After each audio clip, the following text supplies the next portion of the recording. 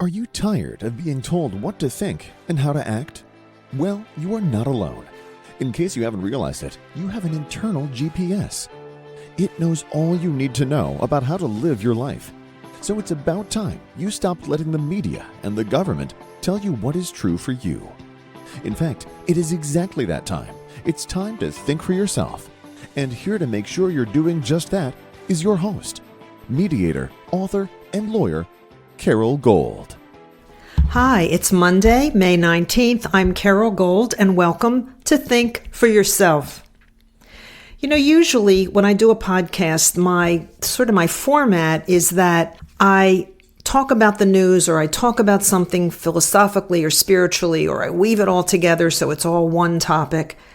And at the end of my podcast, I tend to bring in the bigger picture, the bigger meaning, the thing that ties it all together so that you walk away with a sort of an overriding message that encompasses a lot of aspects of what's going on in the world. But today I want to do it just a little differently. In fact, today I want to do the opposite. Today I want to start with what I would normally end with. So I'm starting with the bigger message. And the bigger message is not just think for yourself, but speak for yourself. Speak for yourself. Why do I say that's the bigger message? Well, I want to look at a bunch of different topics, none of which are related, and I want to tell you what I think about them. And the reason I want to tell you what I think about them is because we are living through a time, and I don't know if it preceded COVID or it's the effect of COVID. I'm not sure what it is. But we developed almost a cultural prohibition to saying what you really think, to saying what you really feel, to expressing your true opinions about things, because every possible group imaginable became a victim. And every victim stood up and said, no, I can't hear that. That's too painful. And so instead of helping people out of victim mentality, helping them find a way out of victim mentality, we succumbed, we acquiesced, we allowed everyone who said they needed a safe space, everyone who said they were a minority, everyone who said they were a victim of something, everyone who said they were black in a white society, everyone who had a gripe, we stopped expressing anything that could vaguely be misinterpreted as an insult or as an assault, a verbal assault of some kind. And in doing that, we have almost lost the ability to speak truth. And not just truth to power, but truth to one another. I have always said that the quality most lacking in humanity isn't the ability to love. What's most lacking is courage. And I still believe that today.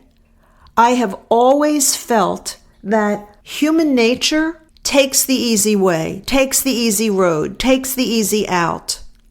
And when it comes to speaking truth, because you're always going to offend someone, because there's always going to be someone with a different perspective, a different opinion, it doesn't mean you're setting out to hurt them. It doesn't mean they have to accept your perspective.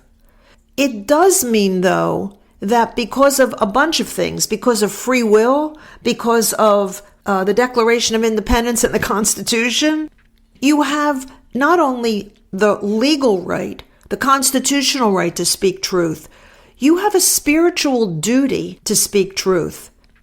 Because when we don't, what we do is I like to say we feed the beast. We feed the opposite of truth, which is deception. Because when you're not being honest, you're being somewhere along the spectrum of deceptive. When I say that the quality we most lack is courage, it's because I think about the few people who are out there in the world who are speaking the truth. And people who speak the truth tend to get one of two reactions. Either people try to destroy them because they are speaking truth, or they cause us to feel inspired by the very fact that we know they're speaking truth. I think that Douglas Murray is one of these people. I know he had a recent rift with Joe Rogan and Dave Smith, the comedian who was on that episode. And I actually, on the Joe Rogan Experience, and I actually did a podcast that was predominantly about that interaction of the three of them. But generally speaking, I happen to think that Douglas Murray is a pretty straightforward, honest guy, and he doesn't really care what people think about the positions that he espouses. And because he has been in a lot of the hot spots in the world, he comes back with a first-hand impression. And we often don't get first-hand impressions from people. We get second or third or fourth-hand impressions. Certainly from the media, we get some distortion. We very rarely get the facts as they occurred. I think Murray brings the truth of situations that he's been in. And recently I heard him say why. And the reason that I want to share that here is because I resonate, I relate to what he's saying. He said ever since he was very young, lies made him crazy. He just loves the truth, as truthful as he or anyone else can see it in any given experience. It has always been a fascination of his, almost a fixation, that the truth be told. And I'm the same way. My daughter will tell you that you just don't want to lie to my mom. That's just the way it is. I mean, she's committed to the truth. And I get it wrong sometimes too. But there are some things that are absolute truths. And there are some things that we know are true. And when you deny them, you create chaos. And I'm not talking about the whole concept of my truth versus your truth, because that's just opinion. I'm talking about truth that is undeniably true. The sun is in the sky. It's undeniably true, right? So let me go to a couple different topics now that I've laid that groundwork. And again, they're not related. It's a rant here of a sort, somewhat of a rant. I want to start with this morning. There was news that both Don Bongino and Kash Patel have both now concluded that the Epstein death in prison was in fact a suicide. Well, it's tricky, right? Because none of what was made known makes sense that it could be a suicide. You don't kill yourself with paper sheets. It just doesn't happen. And the cameras went off and the guards weren't on duty. And Kash Patel and Don Bongino, until they became part of the Trump administration, both said they simply did not believe that it was a suicide. And now they do. Okay, maybe they know something we don't. Maybe they've seen something we haven't. But in a world of mis and disinformation, and God knows we have been overrun with it in the last 4 to 8 years, if not longer, that you can't just flip 180 degrees like that and maintain your credibility. So if there are facts, if there is video or audio or evidence that Jeffrey Epstein killed himself, that needs to be made public. Otherwise, I'm about to not trust the very people that I thought were spectacular for the positions to which they were elevated in the Trump administration. And that's not a good thing. Not trusting anyone, that's not a good thing. Not trusting anyone in any administration, having suspicion that all of our politicians are lying to us, or can be manipulated, or can be bought, or can be swayed, whatever. It's a danger. We're already on a precipice in this country. We're already dangerously close to, whether it's economic catastrophe or cultural catastrophe, or heaven forbid, some kind of uprising because the country still remains so polarized. The last thing we can afford is to not trust anyone. And it's things like that that happened this morning that makes you stop and wonder if there's integrity and honesty anywhere within the political system, within the governmental structure. While I'm on this topic of this administration, I happen to think that domestically, President Trump has been doing quite the good job. I think he inherited an economy, well, probably close to collapse. And I say that because the national debt is almost incomprehensible and potentially not reversible. And if that should happen, and anything should happen to the value of the dollar, we're toast. we're toast. As a nation, as a republic, we're toast. And I'm not a pessimist that way. I generally believe that this country is extraordinary, as are a few other places in the world that I have visited. This country is extraordinary. It's certainly unique in terms of personal freedom and liberties, and it needs to survive for that very reason. Nothing like it has ever existed before, right, on the face of the earth in terms of personal freedom. But foreign policy-wise, I'm really not on board with what he's doing. And the reason is, I don't believe that you can negotiate with Islamic countries that practice Islam as they currently do in its current form, meaning its 6th century form, and trust that they, the leaders of those countries who practice Islam, a religion that teaches taqiyya, which is the principle of it's okay to lie and manipulate non-Muslims for the benefit of Allah, for the benefit of Islam, as part of your attempt to subjugate or take over those countries or those religions. I don't believe you can consciously know these things and then believe that these people will stand up and keep their word with whatever they're negotiating. Now, maybe there's a slight distinction as between these Arab countries. I think certainly Qatar is in its own category of corruption, deception, and terrorism. And I don't know, maybe you can draw some sort of distinction between it and the UAE, or it and the Saudis, or it and pick your country. But I think obviously Qatar and Iran are in their own categories. I happen to think Turkey is too, but that's me personally. And so when we talk about Trump cutting all these deals in the Middle East, I think in the short run, they bring the United States some financial wiggle room. They bring a lot of money here that needs to come here, a lot of jobs that need to come here. But we as Americans have always played the short game, and the Middle East plays the long game. And no one knows this better than Netanyahu. And the reason I say that is because he was educated in the West, but he's an Israeli, and his family goes back 3 generations to the founding of the State of Israel. And he has a love and a dedication to that country that to those outside may look like he's some kind of dictator or he's some kind of hater of the Arab world. He's not. He's a survivor of the Jewish people, and he stands for the survival of the Jewish people. He believes it's his mission. He believes that's why he was born, and so do I at this time. He understands the Arab world in a way that no Western leader, I think, ever has. And so while we may get money short term, and we may get jobs, and we may get an economic boost from these deals that this administration is cutting, the long game is Islam takeover of the world. That's the long game. Sharia is the long game. The subjugation of every other religion, unless and until Islam has its reformation. And while there are people out there like Zuhdi Jasser, the respected American Muslim, or Muslim American, whichever way you want to say it, who is advocating for a reformation, a modernization, I guess you would say, modernizing, I guess that's a better word, of Islam, he's few and far between. And speaking of few and far between, let me also go to Gaza, because this whole thing about the innocent Palestinian people, look, I'm not going to say there aren't people in Gaza.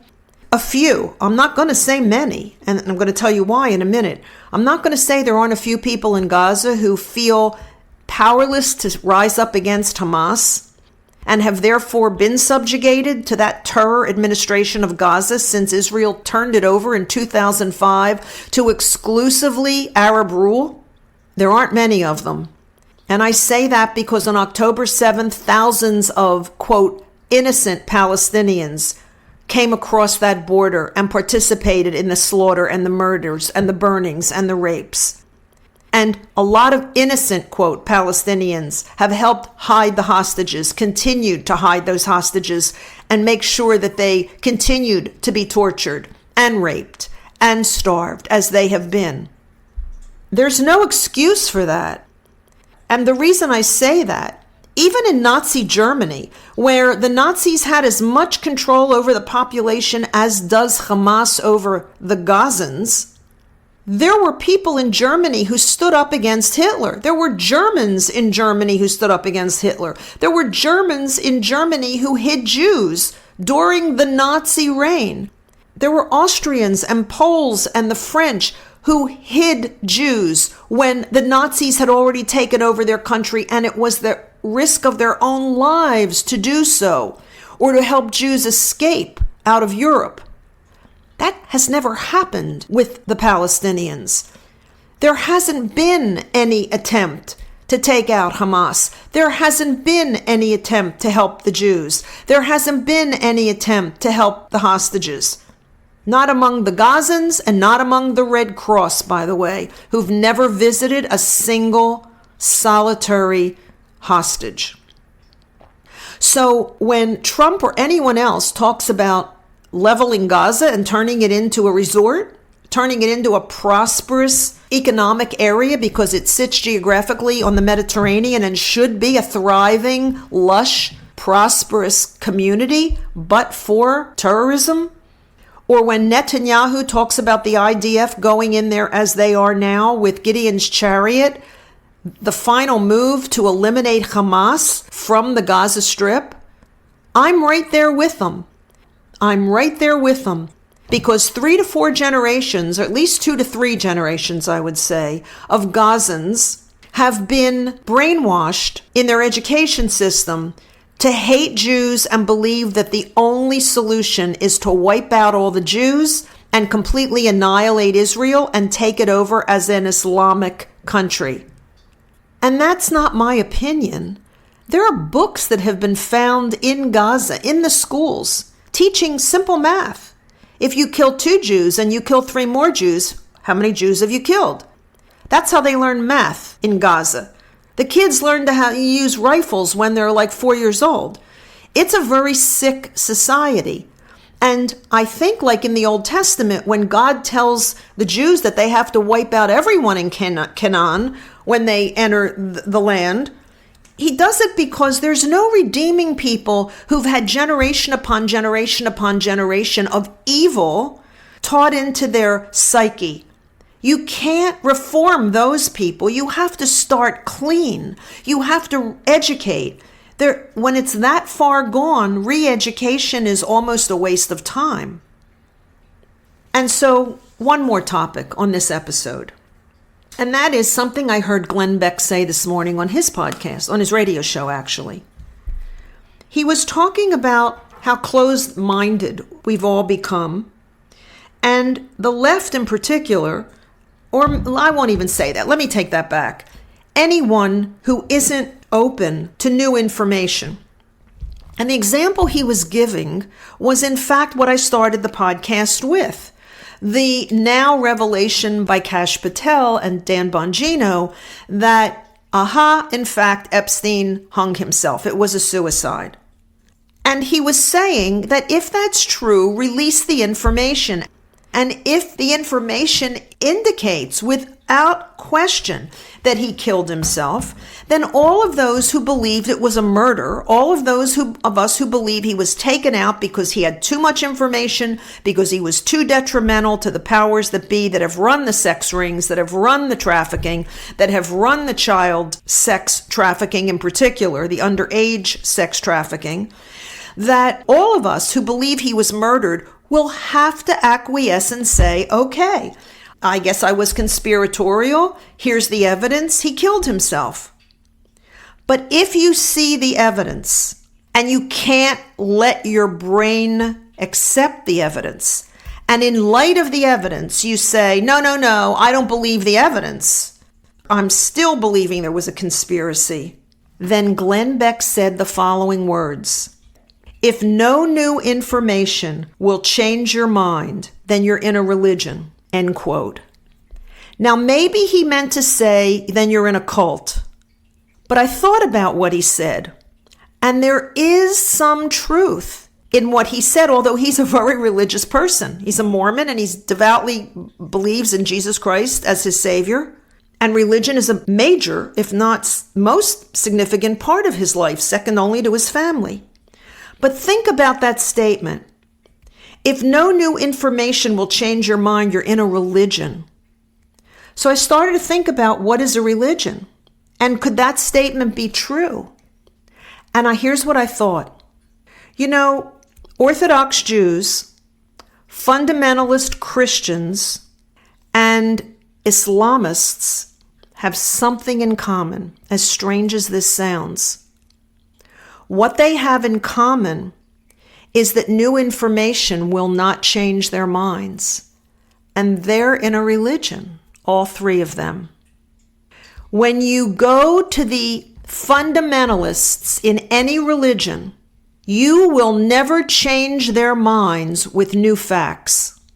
No matter what you would discover, no matter, let's say, archaeologically what you would discover, or revelatory what might be made known, no matter what you present to a fundamentalist in any religion, you can't change their mind. And I think there's danger in that, regardless of the religion. I used to say Islamic terrorists, Islamists are insane, but they're certainly insane, meaning they have certainty in their insanity. They can't be swayed in any way by any fact because they're blindsided by their narrow belief in the only reality they're willing to accept, which is the reality they've been indoctrinated in. But it's very hard for me to acknowledge that the same thing is true of Orthodox Jews and the same thing is true of fundamentalist Christians.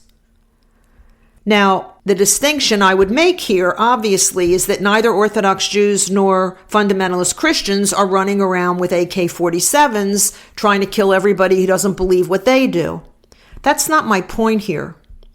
My point here is that maybe the problem with religion is that it isn't spiritual enough. That when you get to fundamentalism, you lose the ability to stay open to true connection with God. Because the one constant in life is change.